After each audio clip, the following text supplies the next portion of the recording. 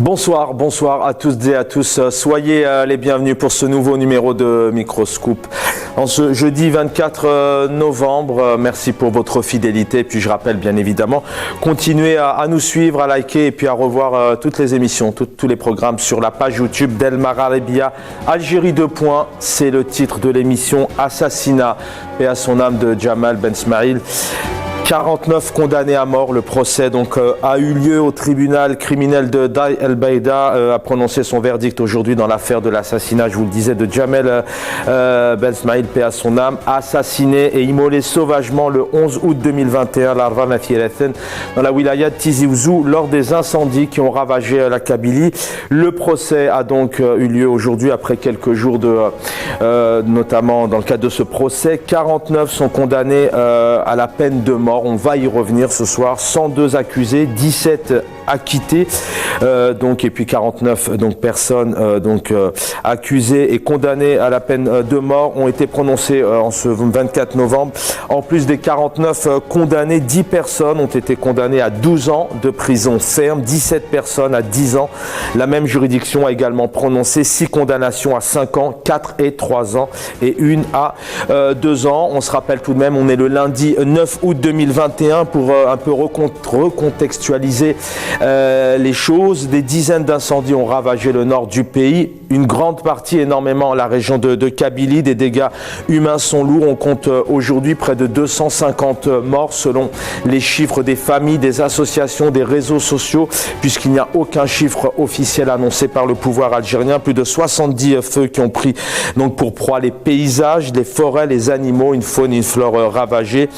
Des dégâts très lourds, je vous le disais, des nourrissons, des bébés, des hommes, des femmes, des personnes âgées ont perdu la vie. Le ministre de l'Intérieur, très rapidement, dès le mardi matin, aux alentours de 10-11 heures, avait qualifié notamment ces feux de criminels. Comment pouvait-il qualifier de criminels sans aucune enquête, sans aucun scientifique sur place? Et malheureusement, quelques heures après, un autre drame. On en parle ce soir dans le cadre de ce procès, une autre tragédie. Le jeune Jamal Ben Smaïl a donc été assassiné. Je rappelle qu'il vivait à Miliana, il avait 30 ans, natif de Thnia précisément, artiste dans l'âme. Il aimait son prochain, il aimait sa nation, son pays. On écoutera son papa tout à l'heure. On rappelle rapidement les faits. Jamal Ben Smaïl qui s'est rendu auprès de ses frères et sœurs pour combattre les feux en récoltant un peu d'argent, en tentant d'aller les aider, plus précisément à l'Arvanatilathen, là où il a perdu la vie notamment. Donc ce soir, sa vie bouscule. Jamal fut arrêté par la police très rapidement, suspecté à l'origine de ces feux. Quelques minutes plus tard, il se retrouve au centre d'une arène, entouré d'un groupe de barbares. La police et la gendarmerie ne feront rien pendant plusieurs minutes. Aucune force de l'ordre interviendront, notamment pour disperser la foule. Ce sont des questions qui se posent ce soir. Ni gendarmes, policiers ou autres fonctionnaires de sécurité interviendront pour le sortir de ce guet-apens et le conduire en toute sécurité au commissariat pour l'interroger comme dans un état de droit tout à fait normal. Je le disais, il sera pris au piège d'une foule. Il servira de souffre-douleur et de bouc émissaire. Un enfer pour le jeune Jamal. Retrouvé piégé. Il sera lynché, immolé. Il trouvera la mort. Encore aujourd'hui, jour du procès, des questions se posent. Pourquoi la police n'est-elle pas intervenue? Comment Jamal Ben Smaïl, qui était dans un camion de police accompagné des forces de l'ordre, s'est retrouvé seul? Ensuite, une foule s'est rendue à l'intérieur de ce camion, notamment pour en mettre fin. C'était une foule dans des conditions très difficiles. Pourquoi aucun tir de sommation, notamment pour disperser cette foule? Je le rappelle, au moment où Jamal Ben Smaïl est extirpé et sorti du camion, il se retrouve au sol avec une foule. Pourquoi la police n'intervient pas avec des tirs de sommation? Pourquoi cette défaillance et cette absence des forces de l'ordre? Comment et pourquoi lui a été suspecté aussi rapidement? Sans oublier que le ministre de l'Intérieur à l'époque avait estimé que 50 départs de feu en même temps, c'est impossible. Ces incendies sont d'origine criminelle. Et puis peut-on parler d'un procès objectif? Et puis où est la responsabilité de l'État? Pourquoi n'a-t-on pas réellement entendu le ministre de l'Intérieur? Défaillance au sein de sa police, puisque aucune police n'est intervenue, je le disais, quand on sait la qualité, les compétences des forces de sécurité algériennes, notamment lorsqu'il s'agit d'intervenir pour encadrer des manifestants dans le cadre du Hirak, ou tout simplement interdire la manifestation aux mamans des disparus qui tentaient, encore une fois, il y a quelques semaines, de manifester pour penser à leurs enfants qui sont maintenant disparus depuis plusieurs années. On y reviendra, on revient donc dans toutes ces questions avec nos invités sur le plateau. Azoua Wachemlouk, militant politique, bonsoir. Bonsoir Chaban, bonsoir à vos invités, bonsoir aux téléspectateurs de Maral, bien qu'ils nous regardent ce soir. Merci infiniment. Hassan Hiresh, docteur en sciences économiques, analyste politique et puis écrivain, puisque je rappelle aux téléspectateurs que vous venez de publier une œuvre autour du grand artiste que nous n'oublierons jamais, Slimane Azem. Bonsoir Hassan Hiresh. Bonsoir Chaban, bonsoir à Azoua, bonsoir à d'autres invités s'ils sont là, bonsoir à tous les téléspectateurs et aussi à votre équipe. Alors, est-ce qu'il y a suffisamment de lumière comme ça maintenant? Écoutez, c'est très bien, ça va. Vous êtes bien éclairé, mais voilà, c'est très bien. En plus, on vous entend très bien. Soyez les bienvenus. Journaliste, directeur d'Algérie Part, est-ce que Abdou Semmar est avec nous?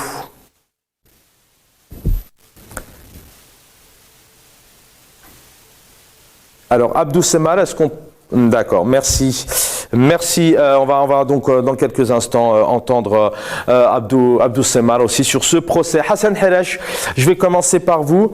49 condamnés à mort dans le cadre de ce procès. Ça vous évoque quoi avec les autres condamnations que je viens de citer? Et puis je rappelle aujourd'hui qu'on n'a pas eu réellement de procès sur la provenance des feux, le rapport des scientifiques. On n'a pas entendu notamment le ministre de l'Intérieur face à ses responsabilités, notamment à l'époque. Je peux dire que c'est juste un avis d'un profane. Malheureusement, je ne maîtrise pas du tout les dossiers, je ne suis pas avocat, je ne suis pas du tout dans cette affaire-là. Comme ça, avec le regard extérieur, ce que je peux dire, c'est que ça donne l'impression que c'est une punition collective et que on n'a pas été de main morte, qu'on a voulu absolument marquer le point. Mais je rappelle que dans cette affaire, il y a beaucoup d'autres affaires. Et d'ailleurs, j'en profite de cette occasion-là pour, encore une fois, montrer tout mon respect à Nordin Ben Smaïl, le père de la victime, qui a eu des mots justes, qui a eu des mots apaisants au moment où le drame s'est produit et qui, lui, sait que ce drame n'est pas un forfait posé par les Kabyles. La question qu'il faut se poser, c'est à qui profite le crime? Le crime profite à ceux qui ont la Kabylie dans la ligne de mire et à ceux qui veulent faire du zèle et montrer qu'ils peuvent domestiquer la Kabylie. Voilà, c'est à ces deux groupes-là que profite le crime. Ce n'est pas à la population kabyle qui, depuis toujours, maintenant chacun le sait, la propagande qui a prévalu dès 1963, mettant à l'index la Kabylie, mais maintenant tous les Algériens, pendant tout le Hirak, ils ont crié tout le respect pour cette région qui a donné les meilleurs de ses fils pour l'indépendance de l'Algérie et pour aussi la démocratie dans ce pays-là. Donc, ce que je peux dire, Chaban, sur cette affaire, c'est que malheureusement, beaucoup d'avocats, beaucoup d'associations ont demandé une enquête internationale, évidemment, ou au moins une présence internationale à l'enquête algérienne pour justement donner du crédit aux résultats parce que tout simplement, depuis 1962, les Algériens n'ont pas entièrement confiance dans leur pouvoir, dans leurs institutions. Nous savons comment il y a eu des condamnations, mais alors totalement expéditives. Moi, j'ai par exemple suivi de très très près les procès de 1980 avec la Ligue algérienne des droits de l'homme qui était présidée par Maître Abdenour Ali Yahya, comment les 24 ont été déférés devant la Cour de sûreté de l'État sans la pression absolument forte de l'immigration, mais aussi sur place, des manifestations, des organisations des droits de l'homme, des organisations contre la torture, etc., des interventions d'intellectuels au niveau international, évidemment, tous ceux qui luttent pour les droits de l'homme sont intervenus. Nous avions même envoyé des avocats à la Cour de sûreté de l'État d'ici à partir de la France, de l'Europe d'une façon générale. Il y a eu aussi la presse qui mondialement avait parlé de cette affaire-là. Malgré cela, ils ont été lourdement condamnés. Et on a eu le même scénario en 88, on a eu le même scénario pendant la décennie noire et évidemment aussi en 2001.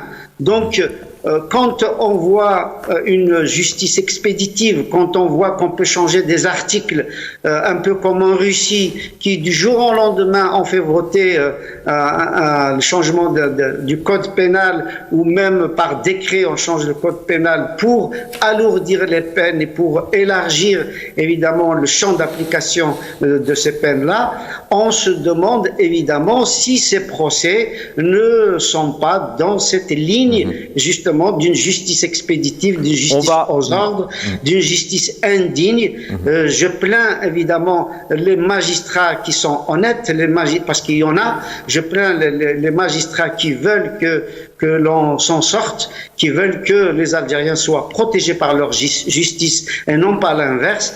Donc, en ce qui me concerne, je ne peux avoir qu'un avis politique, qu'un avis d'un citoyen, et je trouve absolument incompréhensible, d'autant plus que même 30 soldats qui ont été brûlés pendant cette période-là, pendant les incendies en Kabylie, on n'a vu aucun officier inquiété par cette affaire, comme si c'était passé au compte des pertes et profits, une comptabilité macabre. On va y revenir. 30 soldats algériens ne comptaient pas dans l'échiquier politique. C'est extrêmement grave. Donc évidemment, c'est un tout et c'est scandaleux. Je reviens à vous, on va évoquer bien sûr tous ces points puisqu'on va essayer de s'intéresser aussi à ce procès, est-il objectif, et puis il y a tout un côté politique, et puis je rappelle aussi que le juge a prononcé la réclusion perpétuelle par contumace donc contre le chanteur, poète et militant politique, le président du MAC, le mouvement pour l'autodétermination de la Kabylie, donc aussi à la condamnation à perpétuité par le juge. Je rappelle que le MAC est classé d'organisation terroriste. On va s'intéresser à ce procès, aux responsabilités du pouvoir, puisque notamment dans le cadre de séismes, de sécheresse, mais aussi de famine, on l'a vu aussi dans le cadre de cette Covid, jamais aucun responsable politique a été entendu par le Parlement et s'est retrouvé notamment devant la justice ou encore mise en examen, notamment sur cette affaire d'incendie. Pourquoi il n'y a pas eu de moyens mis en place ou encore de protection autour de ce lynchage et ce drame sans nom. Azouab Chemlouk, sur ce procès d'abord pour commencer.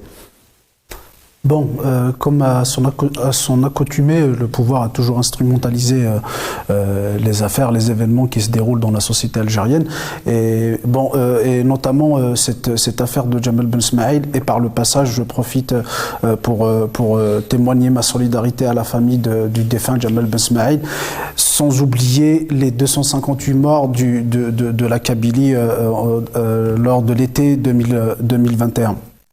Pour le pouvoir, le crime de Jamal Ben Smaïl, qui est, à mon sens, qui n'est pas du tout justifiable, et aucune situation ne pourra justifier le crime abject dont a été victime Jamal Ben Smaïl. Sauf que pour le pouvoir algérien, c'est le crime qui cache le crime, ou plutôt c'est le crime qui va cacher tous les crimes. Et justement, c'est le crime des 258 morts, alors que leur ministre de l'Intérieur s'est précipité le lendemain pour dire aux Algériens comme quoi les incendies de la Kabylie étaient criminels. alors que jusqu'aujourd'hui on n'a pas vu d'enquête ou on n'a pas vu de résultat de l'enquête ou de jugement ou de procès concernant les responsables de cette tragédie qui s'est déroulée en Kabylie. Et pour revenir au crime lui-même ou au procès, il me semble, notamment au verdict, il me semble techniquement impossible d'avoir autant de peines. On est à 49 peines de mort et des dizaines d'autres petites peines. Bon, petites peines par rapport à la peine de mort, bien évidemment, je relativise. Techniquement, c'est-à-dire qu'on peut pas prouver techniquement comme quoi il y avait 50 personnes qui étaient responsables ou 50 personnes qui avaient porté le coup de grâce à ce pauvre Jabal Ben Ismaïl. Donc la justice est impartiale à mon sens, et alors que la justice, elle doit être justement, elle se doit l'impartialité, elle se doit la neutralité, chose qui n'a pas faite.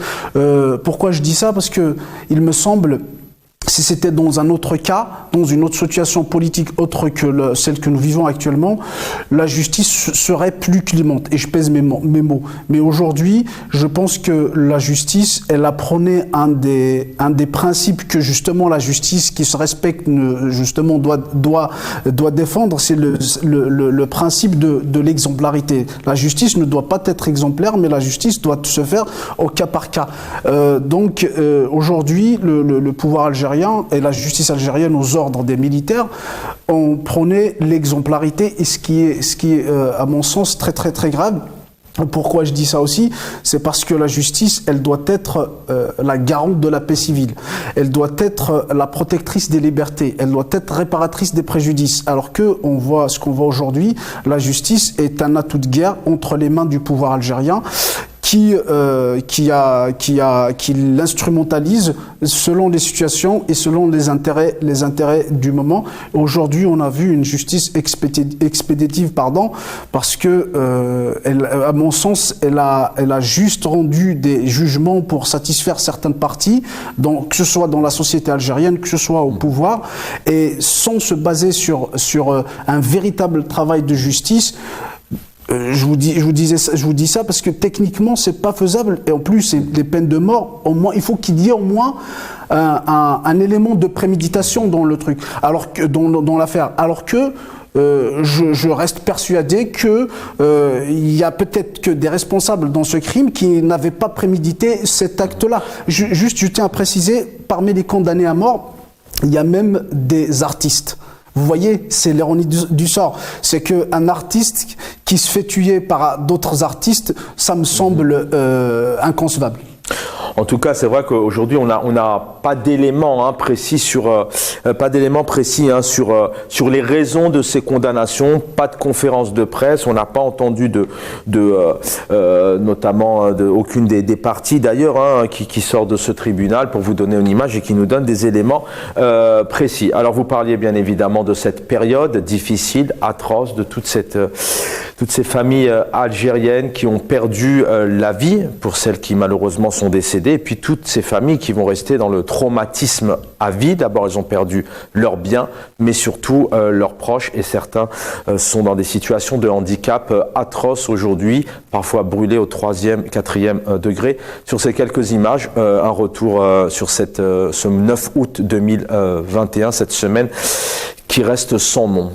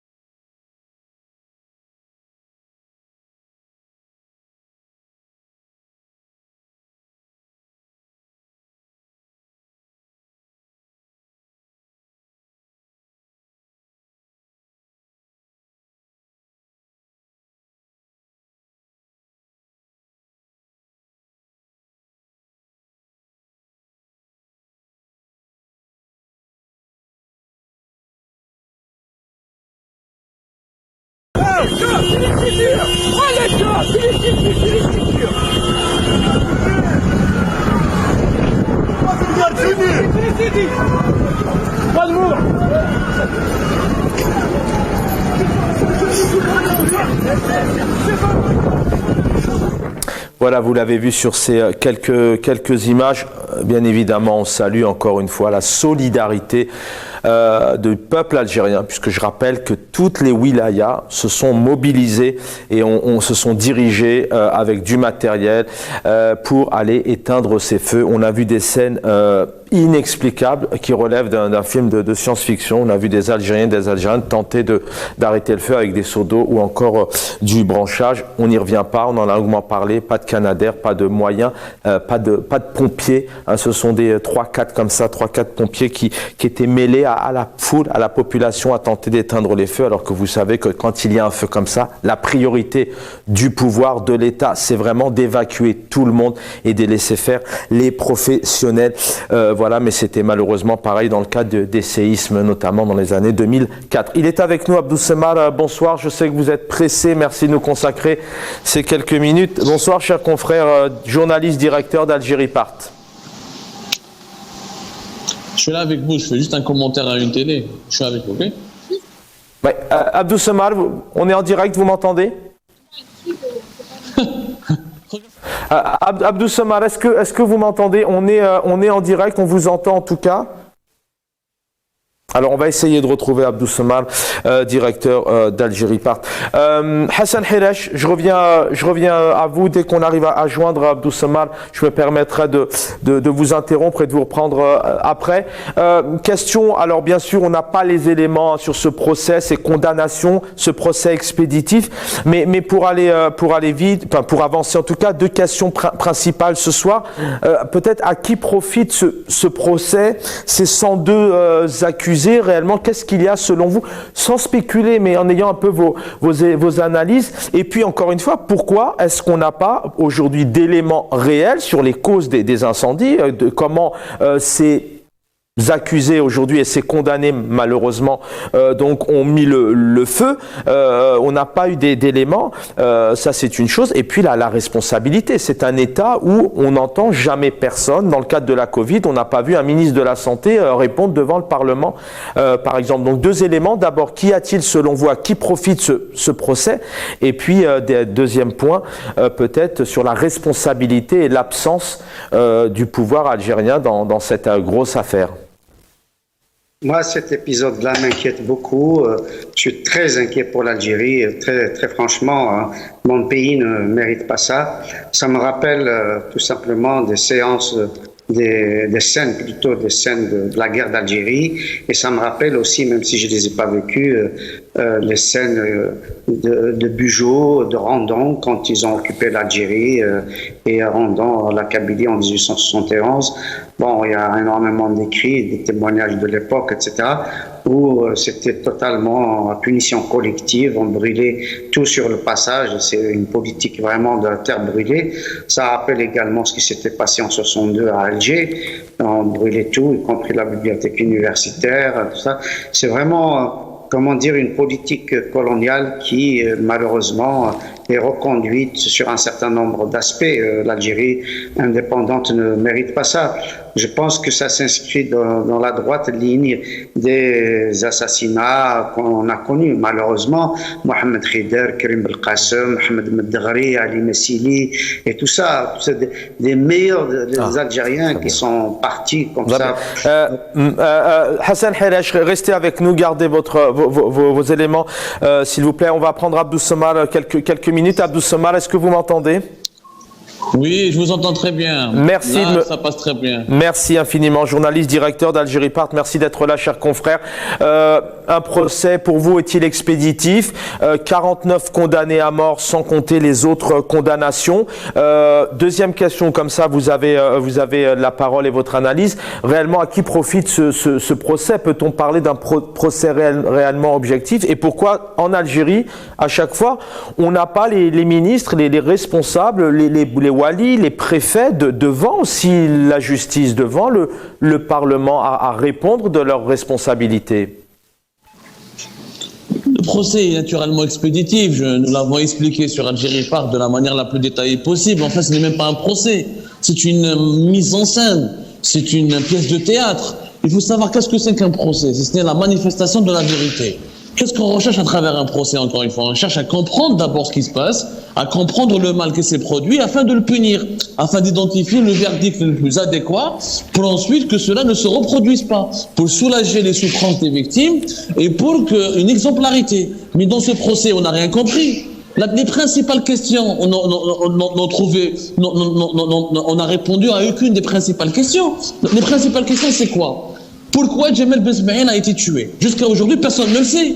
Aujourd'hui encore, qui sait pourquoi Djamel Ben Smaïl a été présenté à la foule comme étant quelqu'un qui a enclenché les feux de forêt? Personne ne le sait. Nous, on le sait un peu sur Algérie Park, puisque nous avons été le seul média qui a révélé que c'était les éléments des renseignements généraux de la DGSN qui ont donné cette information à la population locale qui était en détresse absolue. Deuxième question, pourquoi la police n'a rien fait pour le sauver? On vient de dire que 50 personnes ont été condamnées à mort. Ok. Cela signifie que ce sont les 50 personnes qui sont responsables directs de son lynchage. Comment se fait-il qu'une centaine de policiers n'ont pas pu disperser une cinquantaine de personnes? C'est quand même une question qui se pose. Aucun responsable de la police n'a été. Et quelle est votre analyse? C'est vrai que c'est des questions que je posais au départ. Pourquoi pas de tir de sommation? On connaît les forces de sécurité algériennes. Il suffit que quelques mamans de disparus se réunissent pour la journée internationale, par exemple, des disparus forcés. La police arrive. On a vu aussi le Hirak. On voit les forces de l'ordre en 2001, entre autres. Je ne vais pas tout citer. Pourquoi à ce moment-là, les forces de l'ordre n'interviennent pas? Il y a des ordres? C'est volontaire? Naturellement, c'était volontaire, Chaban. On a voulu ce qui s'est passé le 11 août 2021, les services de sécurité ont été complices, ont voulu que ça se produise. Ils ont laissé faire. C'est une non-assistance à une personne en danger. C'est de l'homicide involontaire.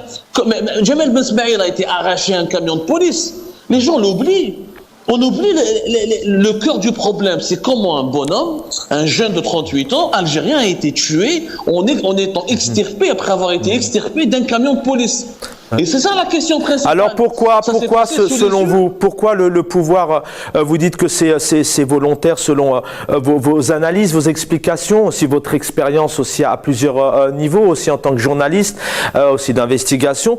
Pourquoi on laisse faire cet acte, ce scénario qui se met en place? On connaît la fin. Pourquoi est-ce que le pouvoir algérien, donc à écouter vos analyses, n'intervient pas? C'est quoi?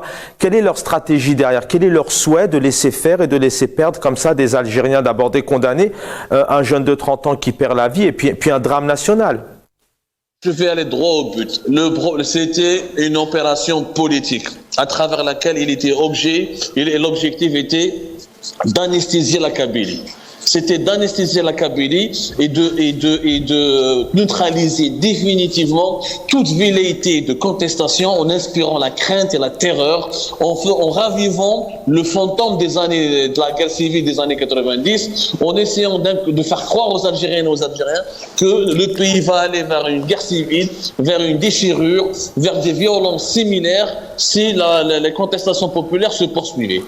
Le seul objectif était d'anesthésier la Kabylie. Ils ont réussi. Le pouvoir a diaboliquement réussi. Il a anesthésié la Kabylie. Et depuis l'affaire Djamel Ben Smaïl, il n'y a plus de Hirak, plus de manifestations. Aujourd'hui, les gens, depuis le 11 août 2021, les Algériennes et les Algériens sont traumatisés, ils ont peur. Ils se disent, on fait quoi? On a peur de sortir dans les rues, il y a des dérapages, un autre lynchage, c'est juste une étincelle qui peut vraiment diviser le pays. C'est ça, ça a été une opération diabolique, machiavélique, mais une opération politique. Ni plus ni moins. En quelques mots, peut-être, est-ce que vous pourriez, en 2 petites minutes avant de vous libérer, de nous donner un peu la mécanique? Personne dit rien à personne, pas d'Assemblée nationale, pas de partis qui d'ailleurs sont députés en disant Monsieur le ministre de l'Intérieur, mais démissionner, c'est pas normal. Pourquoi à l'intérieur de ce panier, personne interpelle personne et en fait tout le monde va dans le même sens? Il n'y a pas d'institution dans notre cher pays, malheureusement. Vous voulez interpeller qui? Le régime algérien, c'est quoi? C'est des services secrets, l'état-major dans un pays et un chef d'État. Tout le reste, c'est de l'habillage. Tout le reste, comme on dit dans le proverbe algérien, un légume sur un couscous. Nous n'avons pas d'institution. Il n'y a que 3 appareils qui forment le régime. Les services secrets, l'état-major de l'armée nationale et populaire et la présidence de la République. Tout le reste, c'est du superflu. Ce sont des institutions fantomatiques qui existent juste pour que l'Algérie se conforme à un certain nombre de la communauté internationale. C'est tout. Donc on va interpeller qui? On va parler avec qui? L'objectif était justement de ne plus pouvoir parler, d'inspirer la peur, la terreur. C'est devenu un cauchemar. Aujourd'hui encore, les gens sont hantés parce qu'il s'est passé avec Jamal Besmaïl, égorgé, émolé, détruit. C'est des scènes qui nous rappelaient la Syrie. Rappelez-vous, c'est des scènes de Daesh. Et l'objectif du pouvoir algérien était que les gens soient traumatisés. Pour on a un procureur de ne pas se révolter. Qu'est-ce qu'il faut faire? Il faut juste le dissuader de se révolter en lui expliquant que ça peut aller encore plus mal et ça peut aller vers la violence civile. Un dernier mot, on a un procureur qui disait que la police a été victime aussi dans cette affaire, dans cette soirée. Un mot là-dessus peut-être? Ma réponse elle est simple. Si la police a été victime, pourquoi à partir du 25 août il y a eu des changements radicaux au sein de la police, de la DGSN, avec le départ de plusieurs hauts responsables, notamment du patron des renseignements généraux? Pourquoi on a enlevé le patron des renseignements généraux et d'autres hauts responsables de la DGSN le 25 août 2021, soit 3 semaines après le drame de l'Arba'ina Thalatha? Quand on fait des changements pareils, on reconnaît déjà qu'il y avait des dysfonctionnements graves et des anomalies qui expliquent en partie, pour ne pas dire intégralement, ce qui s'est passé le 11 août 2021. Le jour où on pourra s'exprimer librement, on aura une justice indépendante. Ce jour-là, je peux vous assurer que vous allez découvrir des choses atroces.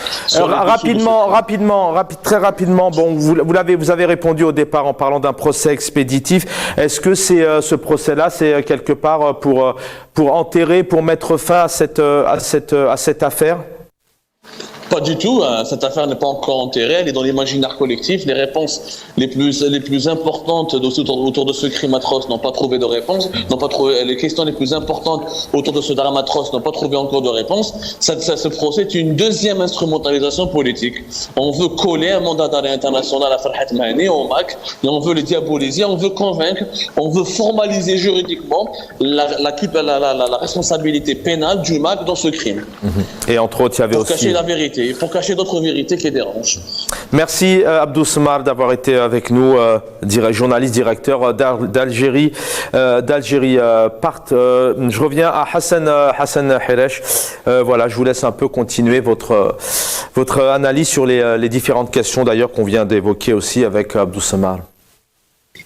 Moi, ce que je disais, c'est que le régime algérien est un modèle soviétique, est un modèle russe. On voit ce qui se passe aujourd'hui avec Poutine. Et pour un oui ou pour un non, vous dites il suffit de dire qu'il s'agit d'une guerre et non pas d'une opération spéciale en ce qui concerne l'Ukraine pour que vous soyez condamné à quelques mois et jusqu'à 15 ans de prison. Ils ont changé, comme l'Algérie avait changé l'article 87 bis, la Douma avait changé aussi 2 ou 3 articles pour permettre justement d'emprisonner à tour de bras tout citoyen qui contesterait les décisions du pouvoir politique, du Kremlin.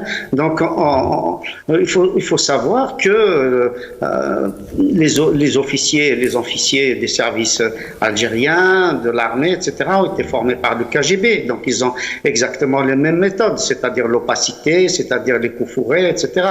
Donc jusqu'à quand l'Algérie ne mérite pas ça?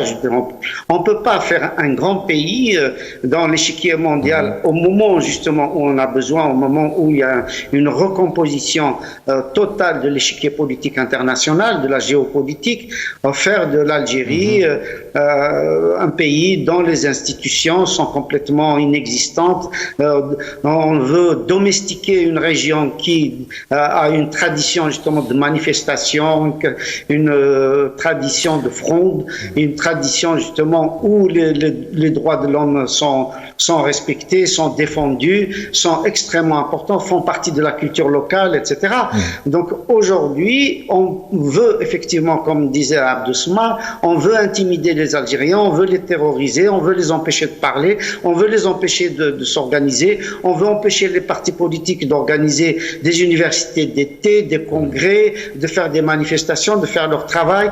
On veut avoir tout simplement une espèce de façade, réduire en peau de chagrin tous les syndicats autonomes, tous les partis politiques indépendants, etc. Garder juste la façade et au niveau international, mais personne n'est dupe. Chacun sait aujourd'hui que ce qui se passe derrière le rideau est malheureusement contre-productif. Merci, je reviens à vous. Hassan Herache. Pareil un peu. D'abord, qu'est-ce qu'il y a derrière ce procès? Quel message du pouvoir on expédie ou pas? Est-ce qu'on met fin à une affaire? Est-ce qu'on a envie aussi de montrer peut-être au peuple algérien que, en tant qu'État de droit, eh bien, on a le bon rôle et le rôle qu'il faut. Et puis, pourquoi, encore une fois, dans cette mécanique, dans ces institutions, peut-être faudrait-il encore qu'il y en ait une, c'est pas le cas des analyses d'Abdou Semal. Pourquoi est-ce que tout le monde protège personne? Est-ce que pour le Premier ministre, à un moment donné, ne dit pas à son ministre de l'Intérieur, on vient de vivre un drame, c'est la démission, il y a une enquête? Donc, si je réponds d'abord à la première partie de votre question, c'est-à-dire que c'est, comme je disais tout à l'heure, c'est un crime qui cache d'autres crimes.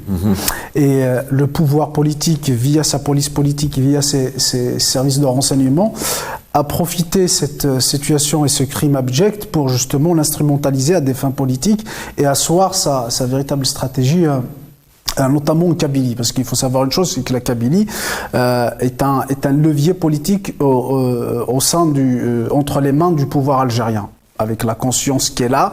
Donc, c'est un foyer de contestation permanent, et c'est une région qui est assez consciente politiquement. Donc, il reste un levier politique au sein du pouvoir algérien, avec l'anti-kabylisme, avec le racisme anti-kabyle. Donc, il instrumentalise tout ça, le pouvoir algérien. C'était pour diviser aussi, pour démontrer peut-être aux autres régions. Certainement, c'est ce que le pouvoir a essayé via notamment ses relais, a essayé de relier dans les réseaux sociaux, dans les médias. C'était comme quoi le crime était un crime raciste et un crime ethnique. Donc je disais que c'est un crime qui cachait le crime, c'est pour justement cacher la responsabilité du pouvoir, parce que j'aurais souhaité dire l'État, mais on sait très très bien que c'est l'État en tant qu'institution n'existe pas réellement en Algérie, mais c'est un pouvoir qui s'est accaparé, c'est-à-dire c'est les institutions étatiques pour mettre en place sa stratégie et son maintien. Donc je disais, c'est justement pour cacher ses responsabilités. Et une des responsabilités, c'est le manque d'anticipation, le manque de prévoir. Il n'a rien prévu. Il faut le rappeler que les incendies, c'est quelque chose qu'on vit d'une manière annuelle. C'est-à-dire à chaque été, il y a des incendies. Bon, ils sont peut-être moins meurtriers que. Il n'y a toujours pas d'enquête, en tout cas en Algérie. Ça aussi, c'est un élément important. Les séismes, on n'a jamais eu d'enquête, en tout cas de responsabilité sur les infrastructures. Pas d'enquête sur l'absence de Canadair, entre autres. J'y arrive à votre deuxième partie de question, mais c'est que pour cacher, c'est-à-dire l'incompétence du pouvoir, le manque d'anticipation et même l'absence d'anticipation, et il faut savoir, la question des Canadair, c'est une question qui revient chaque année, à chaque fois que le pays vit des incendies. Mais malheureusement, on n'a pas vu l'acquisition par l'État algérien des Canadair. Rappelons-nous que c'est les promesses de Tebboune par rapport à l'acquisition des Canadair, et 2 ans après, on n'a rien vu. Donc, pour répondre à la deuxième partie de votre question, c'est la responsabilité de l'État. Il faut savoir une chose, c'est que le pouvoir algérien, il prend la démocratie que par sa forme. C'est-à-dire que pour montrer un visage démocratique vis-à-vis de l'opinion internationale et des puissances étrangères, il a pris la forme d'une démocratie qui est une démocratie présidentielle, pour dire que voilà, nous sommes un pays démocratique. Mais il n'a pas pris le fond de la démocratie, qui sont les pratiques démocratiques, qui vont vers la protection des libertés, vers la consécration d'une véritable démocratie en pratique dans les institutions algériennes. Mais on a quand même l'impression, je pousse un peu parce que c'est vraiment un élément important, il y a aussi une responsabilité du pouvoir, on a l'impression que derrière ça, les uns se protègent peut-être avec les autres, peut-être parce qu'il y a des sous-dossiers, il y a des choses qu'il faut peut-être pas dire. Moi, je sais, donc attention, ne m'embêtez pas trop si j'ai fait une erreur, notamment parce que j'ai mal géré mon secteur de l'intérieur. On peut avoir cette analyse ou cette sensation? Certainement, il doit y avoir une part de ce que vous dites, c'est-à-dire dans les relations qui régissent le pouvoir à l'intérieur. Il n'y a pas de relation démocratique ou de transparence. Quand on prend le président de la République, qui est le premier magistrat du pays, le chef de l'État, qui est élu, c'est-à-dire antidémocratiquement, c'est-à-dire qui est élu par qui est désigné par des militaires et qu'on nous a imposé d'une manière violente. Donc, quand vous voyez ça, quand il y a un manque de démocratie, un manque de légitimité, effectivement, quand on est parachuté par d'autres forces qui sont occultes, on doit servir ces forces-là. Et le pouvoir algérien, c'est jamais de sa faute. Donc, il doit toujours chercher un bouc émissaire. Et puis, les institutions, comme vous dites, le Parlement, il n'y a jamais eu d'enquête parlementaire. Rappelons-nous des événements de 2001, 128 morts, il n'y a jamais eu d'enquête. Il y a eu juste un rapport par rapport à ce qui s'est passé, mais il n'y a jamais eu d'enquête. 128 morts, il n'y a jamais eu de démission. Et en plus, c'est pas de la culture des pouvoirs algériens. Un pouvoir militaire qui s'impose militairement, et n'est pas de sa culture de démissionner. Alors que la moindre des choses, quand il se passe un drame, et on occupe un poste important de l'État, notamment être un élu ou notamment un désigné tel qu'un ministre, la moindre des choses, c'est de démissionner. Et ce n'est pas de la culture d'un pouvoir. Quand on est un pouvoir militaire, qu'on s'impose avec une violence contre la volonté du peuple, je vois mal comment un responsable politique soit entendu devant un parlement ou devant une justice. Et c'est ce qui caractérise notre pays actuellement, c'est que c'est le manque. On a tendance à parler de l'État, mais en réalité, c'est un pouvoir qui s'accapare les prérogatives d'un État. Je reviens à vous dans un instant. Djamel Ben Smaïl, paix à son âme, a quitté sa région. Il n'était pas obligé. Artiste, il pouvait rester en tant que jeune, à exploiter ses compétences. Il a souhaité récupérer des fonds tant bien que mal. Il a fait de l'autostop avec son pouce pour se rejoindre notamment dans cette région de la Kabylie, du côté de l'Alvaniati-Latine, pour aider ses frères et sœurs. C'était un amoureux de la nation, un amoureux de l'Algérie. Eh bien, c'est le message qu'évoque ici son père. On en est encore tous émus. Il a fédéré un vrai message d'apaisement, de paix, pas du tout de haine, mais d'union. Sur ces mots, il dit clairement que les Kabyles sont mes frères. Jamais cette région de Tizi Ouzou, jamais je ne dirais ça. C'est un petit groupe isolé, notamment qui ne représente pas du tout l'Algérie et la Kabylie. Votre message pour la région de Tizi Ouzou de l'Algérie كم؟ قلت الميساج جلدي هذوك خاوتي وحبابي وحنا ما نقولوش باللي كاع تيزي وزو ما فيها هي اللي دارت هذا الشيء، لا حاشا. كاين فئه انا نقولوا فيها فئه قليله ما تمثلش حتى نفسها، ماهيش قادره حتى تمثل نفسها، وتروح ان شاء الله تزول ينكشفوا واحد ونوروا للعديان باللي يا ودي. Voilà, un père vraiment qui a eu un courage extraordinaire, et ça je vous le dis vraiment quelques heures, quelques minutes après ce drame, perdre un enfant dans ces conditions. Là, Hassan Helej, je reviens à vous, il nous reste 7 petites minutes d'émission, vous allez vous partager tous les deux. Que faut-il faire demain au sein de cette Algérie, au sein de ce pouvoir, pour qu'à un moment donné, peut-être que cet État prenne aussi ses responsabilités en termes de moyens. On parlait de spéculation il y a quelque temps, en remettant tout sur les commerces aussi, par exemple. On a un ministre des Commerces qui nous avait aussi annoncé que la pénurie d'huile, c'était dû notamment au trafic des adolescents. Qu'est-ce qu'il faut faire demain? Et vous pouvez réagir aussi sur le fait qu'on n'entend jamais personne, notamment là, on aurait dû entendre le ministre de l'Intérieur, voire même démissionner. Écoutez, avant de répondre à votre question, je vous en prie. J'aimerais souligner quand même la dignité de Nordin Ben Smaïl, et j'aimerais rappeler aussi que Djamel Ben Smaïl, C'est un ami de la Kabylie. C'était pas la première fois qu'il venait en Kabylie. Il n'a pas attendu le mois d'août 2021 pour s'y rendre. C'était quelqu'un qui venait régulièrement. Il avait des amis sur place. Il venait à Tizi Ouzou, il venait dans les villages. Il connaît très bien la Kabylie. Il militait lui-même pour la reconnaissance des revendications kabyles en matière de linguistique, en matière culturelle, etc., en matière des droits de l'homme, en matière justement de reconnaissance de cette région comme une entité à part entière dans ce pays et qui a tous ses droits, et droits à ses spécificités historiques, culturelles, linguistiques, etc. Donc, Jamal Ben Ismail a été assassiné par ceux qui voulaient justement éliminer les amis de la Kabylie. Ça, je pense que c'est très important de le rappeler aux téléspectateurs.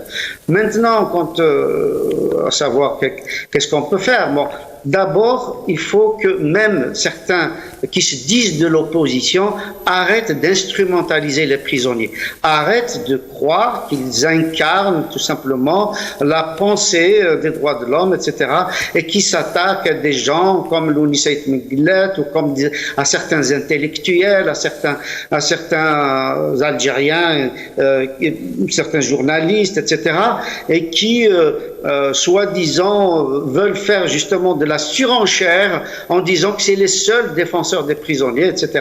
Que eux déjà arrêtent cette surenchère-là. Maintenant, quant au pouvoir public, je pense très honnêtement que c'est un problème beaucoup plus psychologique que politique. C'est-à-dire, on est dans un système où c'est une question de rapport de force. On est évidemment sujet à la mégalomanie. Et donc, on cherche à écraser l'autre.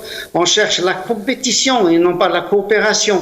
Donc, s'il y avait déjà une possibilité de dialogue entre les dirigeants eux-mêmes, parce qu'on voit qu'ils ne se font pas de cadeaux pour un oui ou pour un non, dès lors qu'il y a un changement d'équipe, un changement de président, etc. On voit ce qui se passe, l'emprisonnement de dizaines de généraux, de dizaines de ministres, des premiers ministres, des policiers, des procureurs, des juges, des commerçants, etc.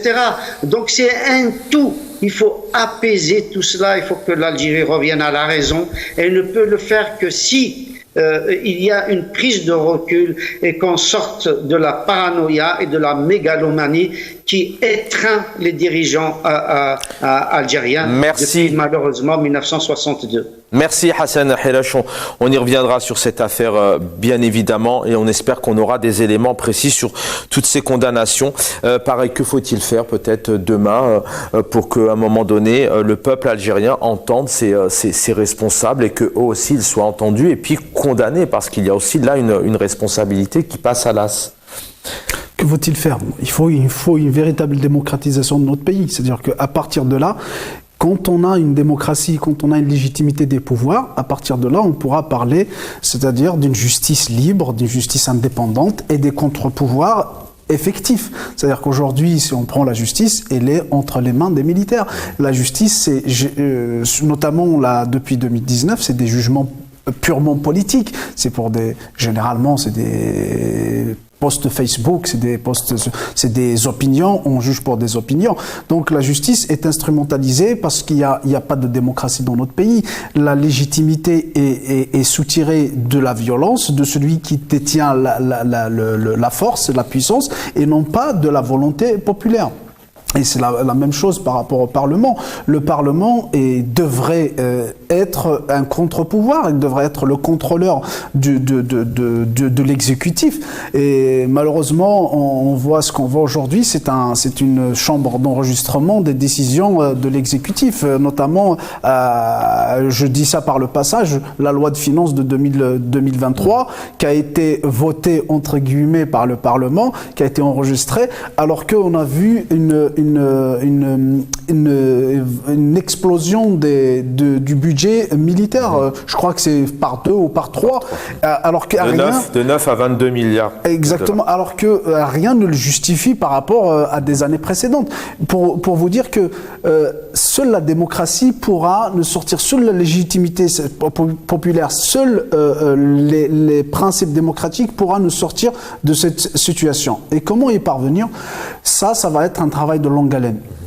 Ce qu'on doit faire, bon, je ne dis pas ce que doit faire le pouvoir, mais ce qu'on doit faire nous, en tant que militants politiques, autant que militants politiques, c'est de s'organiser, d'y aller dans le sens de l'organisation. Ce qui fait peur au pouvoir, c'est de s'organiser. Pour le pouvoir, il fait tout pour qu'il soit la seule force organisée, et il essaye de désorganiser toutes, que ce soit les partis politiques ou sociétés civiles. Donc j'aimerais bien qu'on aille dans le sens d'organisation, c'est avec l'organisation qu'on pourra vaincre et démocratiser notre pays. Merci Azouawa Chemlouk d'avoir été avec nous, militant politique. Hassan Hilaj, docteur en sciences économiques, analyse politique, et vous êtes écrivain, vous avez publié dernièrement, toujours disponible, une œuvre sur la carrière de Slimane Azem, et Abdou Samal était avec nous, journaliste, directeur d'Algérie Part.